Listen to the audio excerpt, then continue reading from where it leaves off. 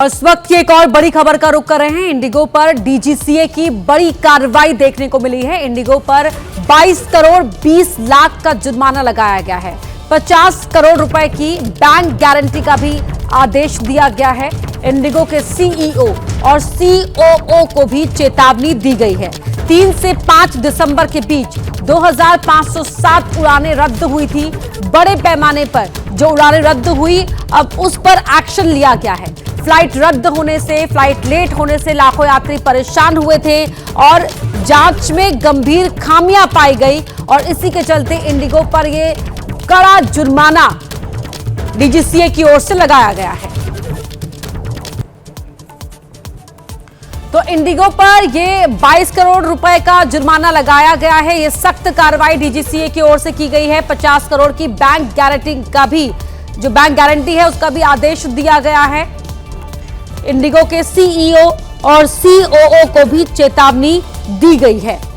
दिसंबर महीने में 2507 उड़ानें रद्द हुई थी 3 से 5 दिसंबर के बीच में, और इन उड़ानों के रद्द होने की वजह से यात्री परेशान हुए थे। लाखों की संख्या में यात्री परेशान हुए थे। वो तस्वीरें हमने देखी थी और दर्शकों को दिखाई भी थी।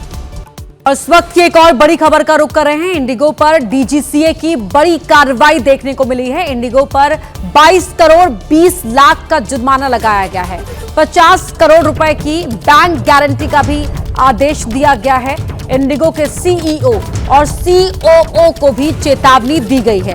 3 से 5 दिसंबर के बीच 2507 उड़ानें रद्द हुई थी।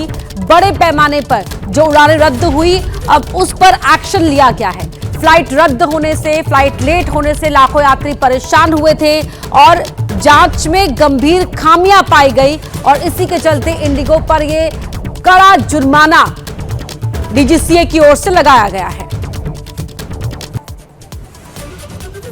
तो इंडिगो पर ये 22 करोड़ रुपए का जुर्माना लगाया गया है। यह सख्त कार्रवाई डीजीसीए की ओर से की गई है। 50 करोड़ की बैंक गारंटी का भी, जो बैंक गारंटी है उसका भी आदेश दिया गया है।